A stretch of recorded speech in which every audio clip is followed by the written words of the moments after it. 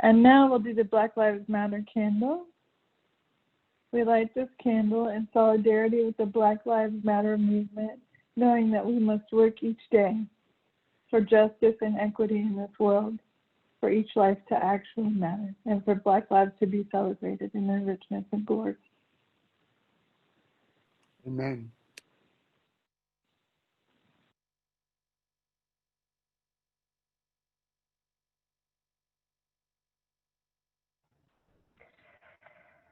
For the call to worship this morning, I'm going to give us a little orientation and some words about the flower communion. The Czech Unitarian minister Norbert Čapek was arrested by Nazi Gestapo in 1941. He spent a year in Dresden prison before being sent to Dachau. He wrote this meditation in 1942. In the depths of my soul, there where lies the source of strength, where the divine and the human meet, there, quiet your mind, quiet, quiet. Outside, let lightning rain, horrors frighten the world, but from the depths of your own soul, from that silence will rise again God's flower. Return to yourself. Rest in yourself. Live in the depths of your soul where the divine and the human meet. Tune your heart to the eternal, and in the depths of your own soul, your panting quiets down where the divine and the human meet. There is your refuge. At Reverend Čapek's invitation, come, let us worship together.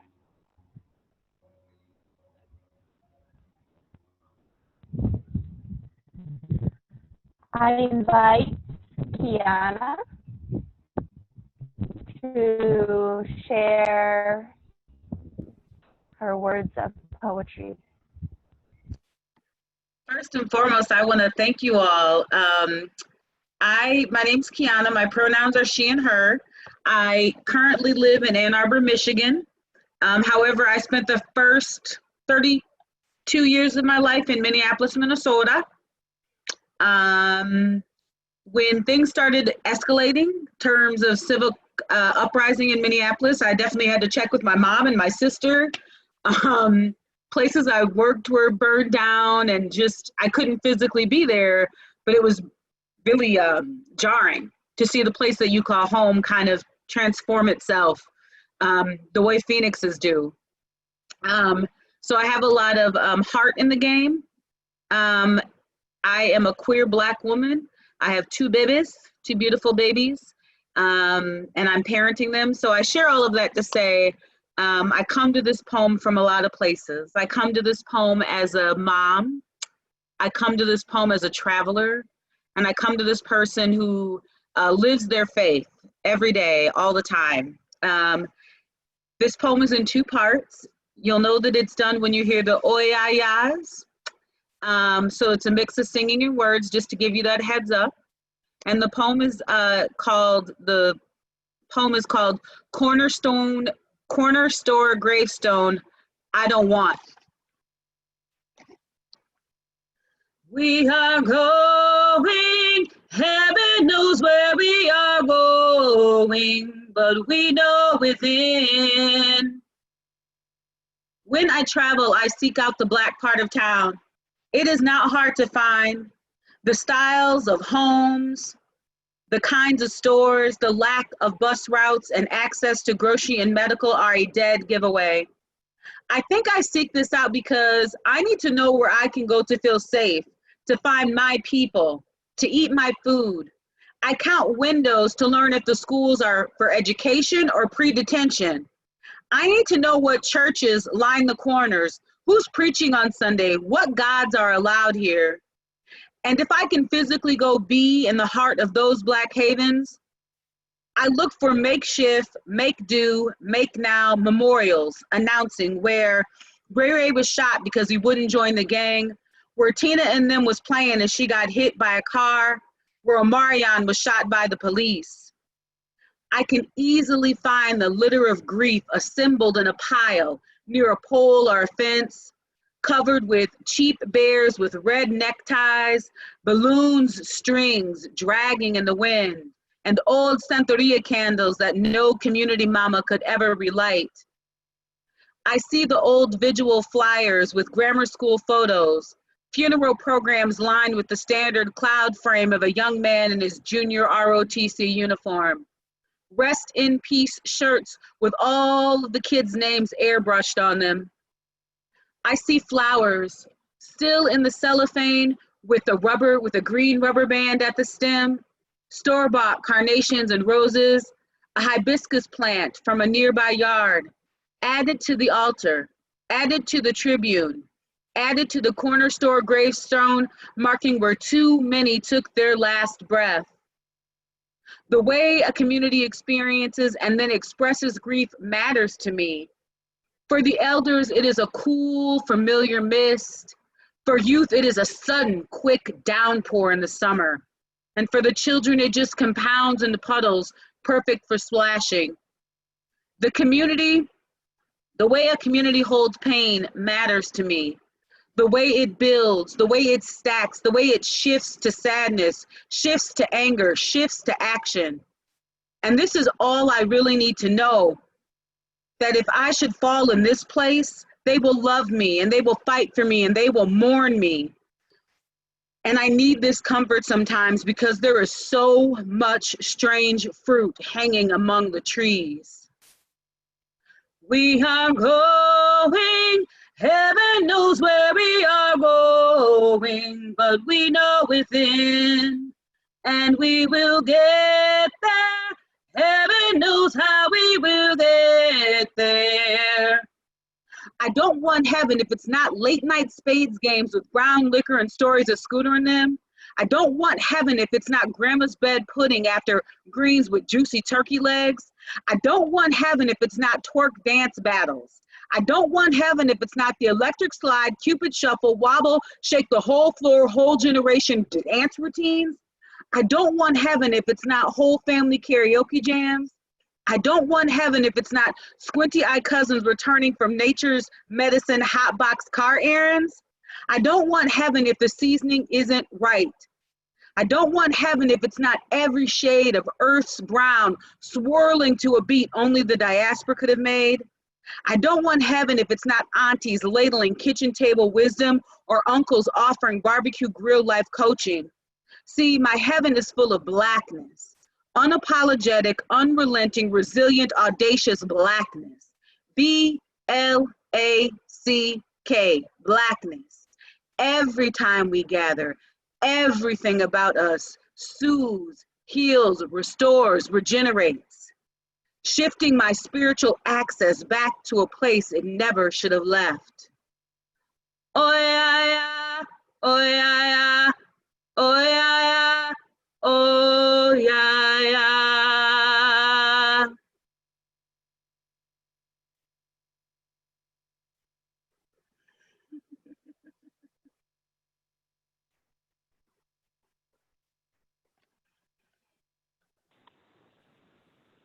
Thank you so much, Kiana.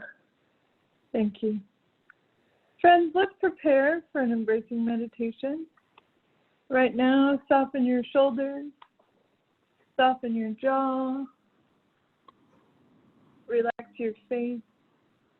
Think of the grief you're carrying, the name that it has, the people that it includes, the worry underneath it. I'm going to include a prayer today, and then after that, we'll have time to say each name that's on your heart. So the prayer first, then we'll unmute, then I'll ring the chime, and you'll say the name, and then I'll ring it again. Mother, Father, God, we have emerged as a world of rainbows in your magnificent image, and we sing our praises in your honor. Mother, Father, God, there are many in our communities who are lost, hurt, and dying. There are many who dare not speak, many who speak and are not heard, many who wish to speak and have no words. Help us all, queer and non-queer, to gather this day, worship together, sit at the table as one, and break not only bread, but misconceptions. In this world, which daily challenges our existence, our interior rock that allows us to hold our ground and enlarges with every resolution to speak on your behalf, to honor the divinity within ourselves and to give witness as children of light. Thank you, Reverend Marta Valenti.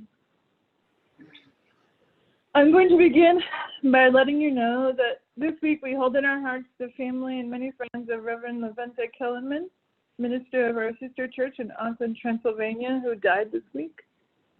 Many in our congregation have had the joy of getting to know Leventa and his wife Ava and their children, Elad, Kinska, and Tosh, during their visits here in Oakland. And I know that you will carry compassion for them in your heart, and we'll be able to talk about communicating with the congregation and offering compassion in their grief. So if you'd like to be part of that, feel free to drop me a line. Otherwise, I'll have some news about that coming up. And now I'll go ahead and ring the chime, and we'll begin to say the names and words that are on your heart. Go ahead and unmute yourself and say what you'd like to mention. Maria Molina. Lady Angela. April Sender. Michael Turrell III. Francis Turrell. Dick Umansky. Linda Morton. Annalena Ramirez. Tendai Chitavera. My students. Kieran Galinrut, teacher again, old school, died. Your UU ministers are gathering this week. Our business meeting is tomorrow. Willie Peacock. Juanita Jackson. Gustavo Prego.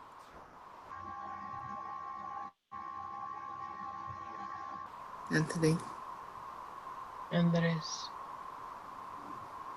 George and Donna.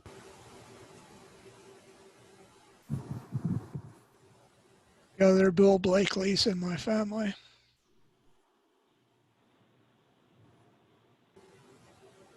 Greg and Sue and Rob and Marilyn. George Floyd.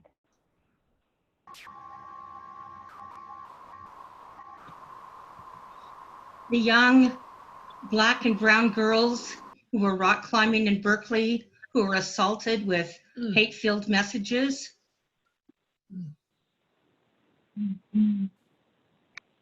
Yes.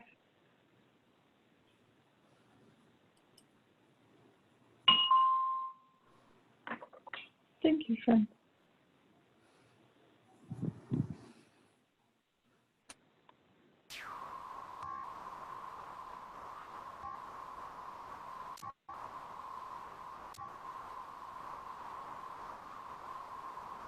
Tara has a reflection for us.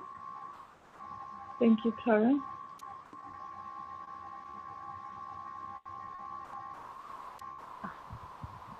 There we go. Give me a thumb if you can hear me, okay? I don't have the most reliable Wi-Fi.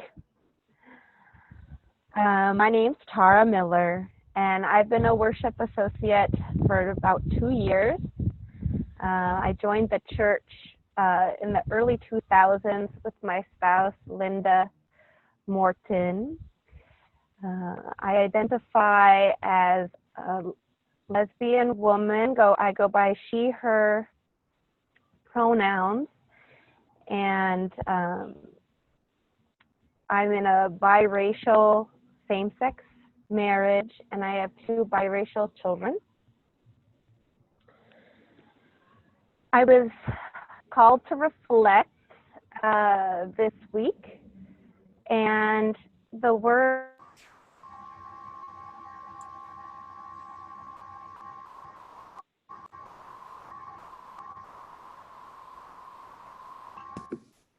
We cannot hear you, Tara. Maybe try turning your video off. each Sometimes day. that helps. And I think everybody else needs to go on mute. Everybody else needs to make sure they're on mute, please.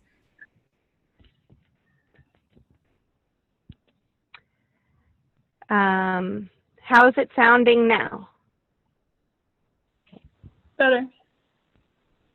Yep. So where the divine and human meets, Reverend Chapek's words were lived reality for me this week. On Tuesday, I received a phone call from Reverend Soto asking to make real a vision she had for today, which was to have some panel murals. And what a gift it was for her to say those words out loud, because I was able to say, yes, I can do that.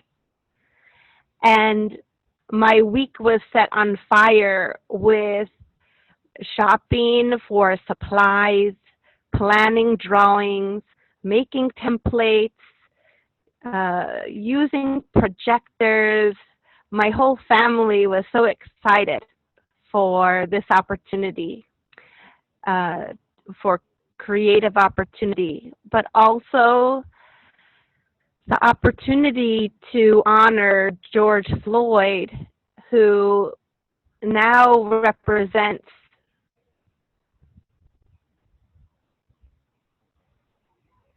the pain and the transformation into action for so many people of color and allies. And I was blessed with some human divinity in the process yesterday while finishing up the painting of George Floyd. A passerby had her family drive the block and stop so she could talk to me and make a photograph. And it was so moving to see this woman's, the depth that this woman felt through the image that was co-created with idea and action. So I would like to invite you to think about where the divine and the human meet for you this week. And so it is. Oh.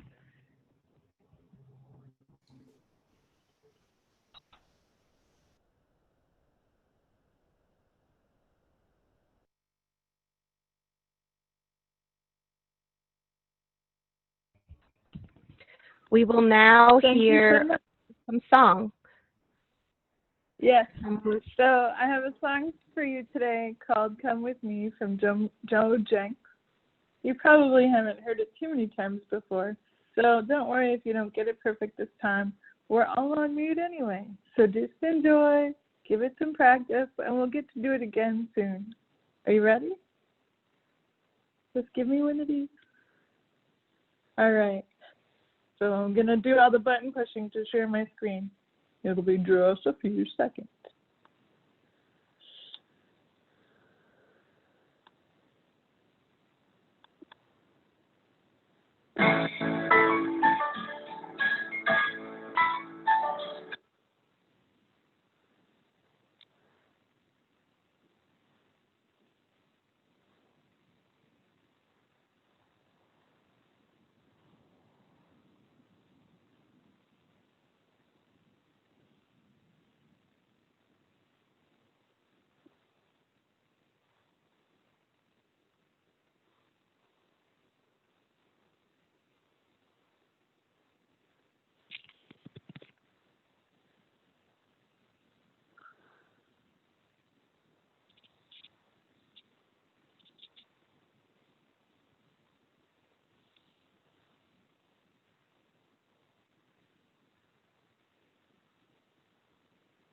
So anyway.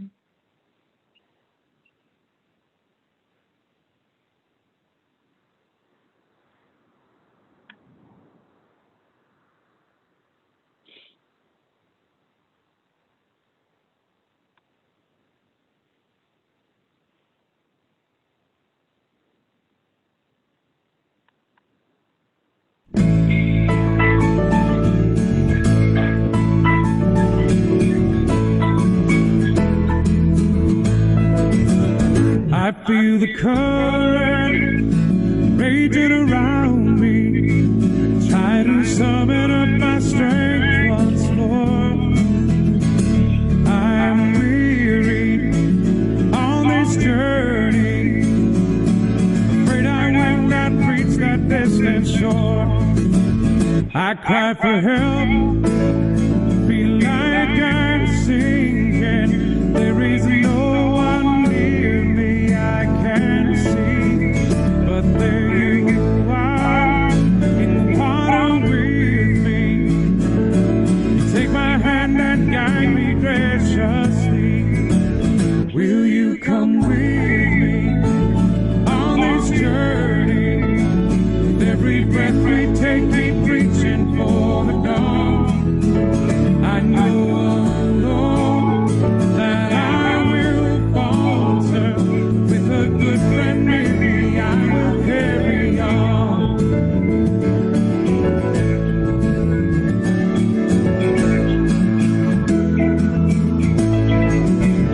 There is a kindness in your smile and a gentleness within your speech.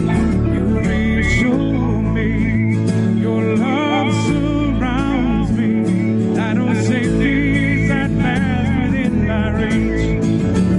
Will you come with me on this journey? Every breath we take, keep reaching for the dawn. I know alone that I will falter. With a good friend with me, I will carry on.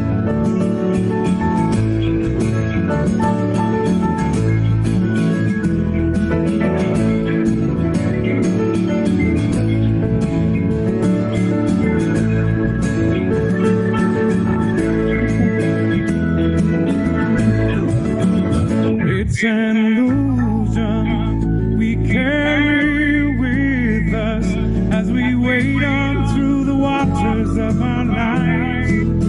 We must be strong and hold our own here, but a helping hand will save us by and by. Will you come with me on this journey? With every breath we take, keep reaching for the dawn. I know alone that I will falter. With a good friend near me, I will carry on. Will you come with me on this journey? With every breath we take, keep reaching for the dawn. I know alone that I will falter. With a good friend near me, I will carry on. I know alone that I will falter. With a good friend near me, I will carry on. With a good friend near me, I will carry on.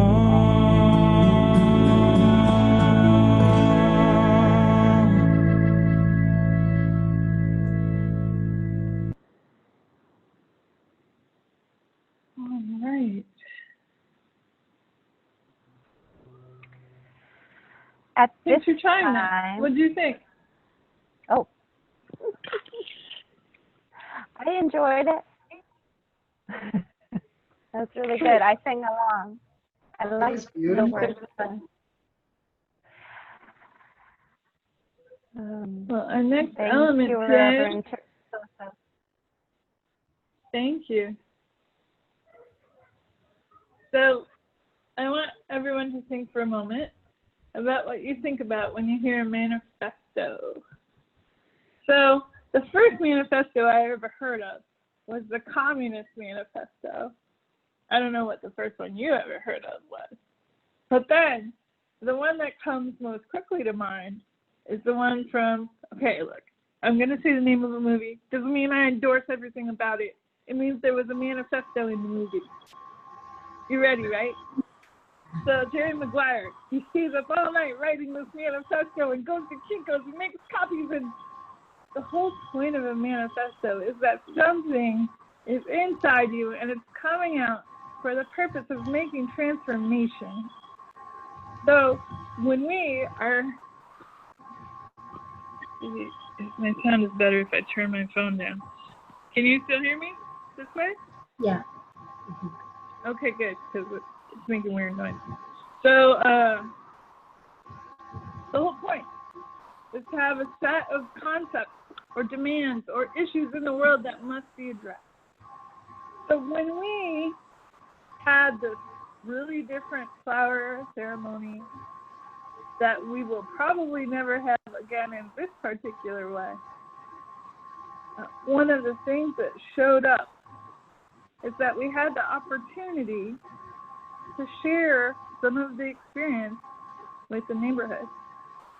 And Tara told you about the people that could see her on the porch and just really needed to understand more and be a part. It's a small part. We don't know if we'll see them again. We don't know what it means. But they knew that we were taking a stand, that we were making a decision, that we were moving forward with our visible support of justice. So one of the things I want to share with you today is a flower ceremony manifesto. If we're doing a ceremony, well, what's it for, right? And we have a few different ways that people can organize their thoughts for this kind of thing. One of them, and you might do this after this ceremony, if you want to share it with me, I definitely want to hear it. One way to start your manifesto is to say, I want to live in a world that. So I can give you a few examples of those. I want to live in a world where we celebrate the diverse beauty of all people, even more than we celebrate the diverse beauty of all the flowers. Now, I know that you're used to hearing the story of the flower ceremony in terms of Reverend Topic deciding that beauty and community were worthy of a beautiful spring symbol. And it's still true. Together, you make the best bouquet ever. But this manifesto says more is possible. Another way to do it is to say, here's what I know for sure. An example of that, here's what I know for sure. The beauty of our planet and the beauty of our lives depends on the full symphony of all that is. These are examples that people offered for this manifesto. So in a way, it's built on different parts of community. Another way to start it is to say, I believe. One example of that is, I believe that the same spirit of life flows through us all and expresses themselves through us in infinitely unique and beautiful ways. And one of the ones that I heard from Foucault community from, one of the ones that I heard from Foucault community about is this one. Something I hope will be blooming. Something I hope will be blooming at this time. Well, may our congregation undertake collective action to defend Black and Brown lives and become part of bringing community safety and health into being. Black Lives Matter. So for just another minute or two, I'm going to read you some more examples. We have an opportunity to share what matters, even in this time. Even if we're sharing it from 6 or 12 or 18 feet away, even if we're sharing it through Zoom, even if we're finding out what are the ways that we can stay together. So just a few more examples. I want to live in a world where difference is celebrated, people are cherished merely for who they are, and children grow up in true equality and safety. Here's what I know for sure. The earth in all her beauty rewards us when we accept our sameness and as travelers in her realm.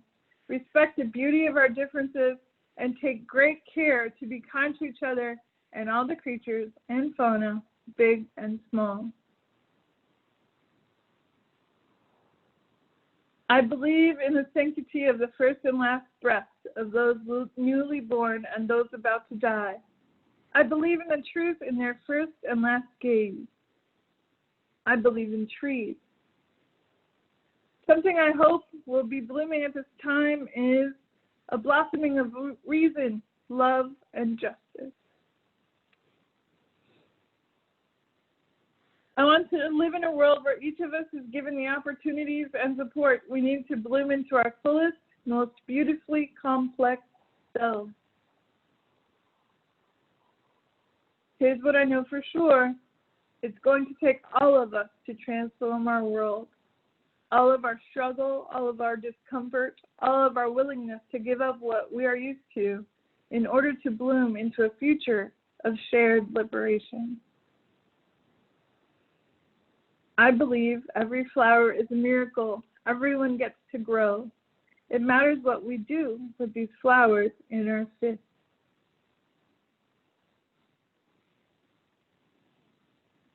Something I hope will be blooming at this time is a movement to reallocate police funding to community-centered restorative justice and other support. I want to live in a world where we know in our hearts that we need each other to survive and that love is how we survive.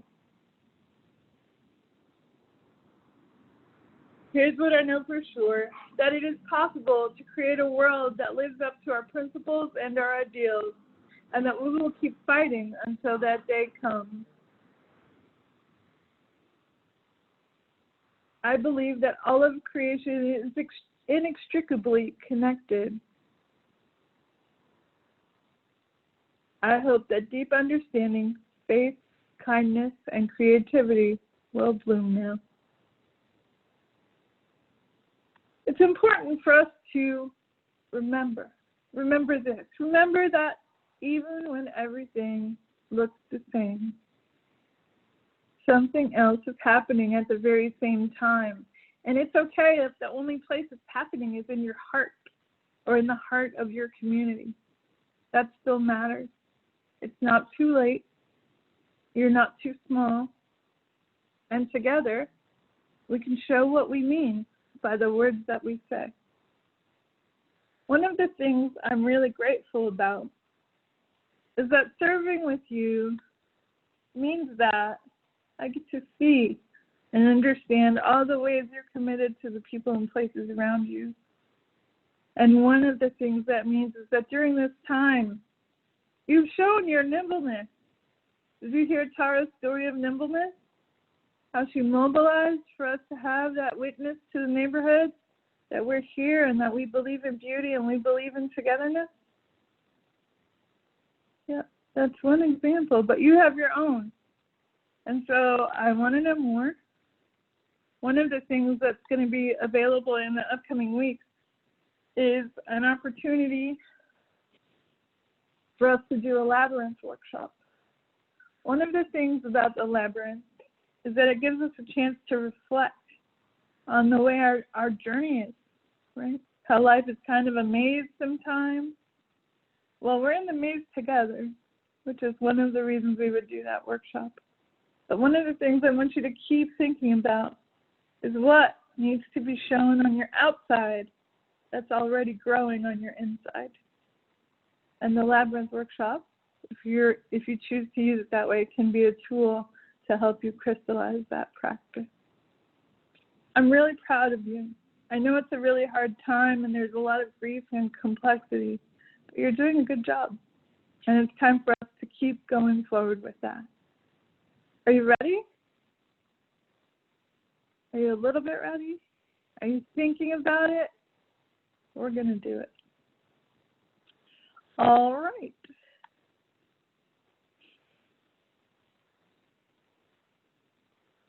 The next thing I'd like for us to do is our Father's Day blessing.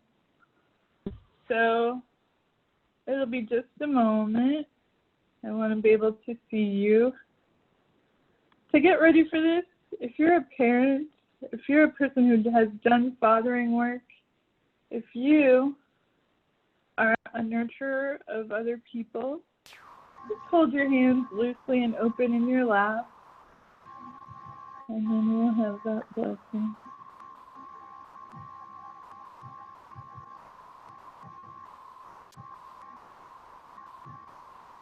It starts with a march that happened the night before Father's Day. On the eve of Father's Day, community members gathered in the parking lot of the Abu Bakr Islamic Center in Tukwila, Washington, to march against a systemic injustice against Black families in America. 1 out of 9 Black children have a parent who's incarcerated, Sean Good told the crowd. The vast majority of these parents are men. Good is the executive director of a nonprofit called Choose 180 that's focused on intervention and diversion from incarceration and the criminal justice system. Good said that fatherhood is a privilege often taken away from Black men, locked up for too many misdemeanor charges related to mental health and alcohol or drug addiction. There's police violence, but there's also the intended consequence of incarceration. We come together for Flower Communion to remember that it is our diverse beauty that gives our community its richness.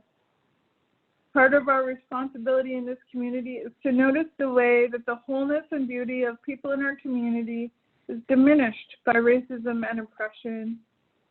Black men are also fathers. Black fathers' lives and the lives of their families matter. We must carry this clarity and certainty from our community into every part of the world that we touch. If you're a father or do the work of nurturing or fathering, will you hold your hands open in your lap? Allow the blessings this community offers to rest in your open hands. Blessings of appreciation, of support, of strength and patience, of connection and joy. These blessings are for you, now and forever. May it be so, and amen.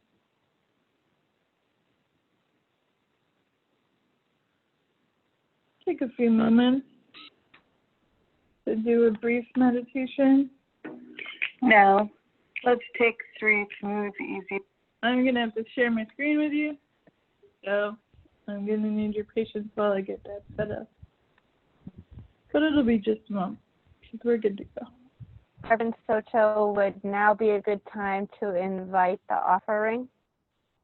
Yeah, let's do that. Thank you. So, in this time of virtual giving, I would invite you to give generously at the website following the giving instructions. I would like you to think about how your resources are part of the divine and humans meeting. Please give generously.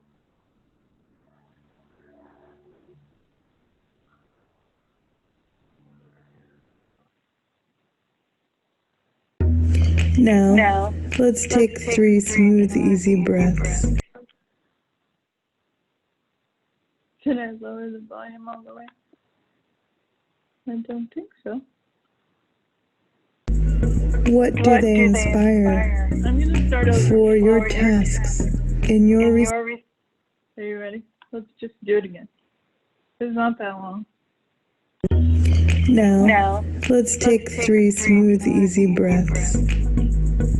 Imagine the possibilities of a liberated and jailbroken God. What do they inspire? For your tasks in your respective and our collective liberation. Allow that insight and your courage to call you forward. Smooth, easy breaths. May it be so.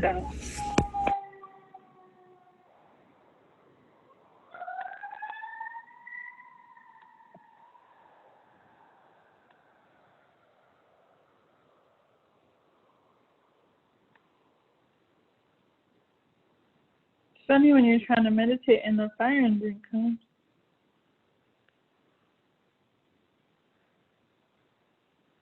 This is the end of our time together. I have a benediction for you. I'd like to have you take another smooth, easy breath.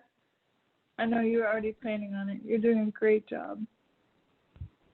This week is going to be full of some surprises, some challenges, some wonderful things, some hopeful things, some weird things, but we're together. I want to give thanks to Reverend Kimberly Quinn Johnson for these words. We are the ones we have been waiting for. We are not perfect, but we are perfectly fitted for this day. We are not without fault, but we can be honest to face our past as we chart a new future. We are the ones we have been waiting for. May we be bold and courageous to chart that new future. May we have faith in a future that is not known. Thank you so much for joining us today.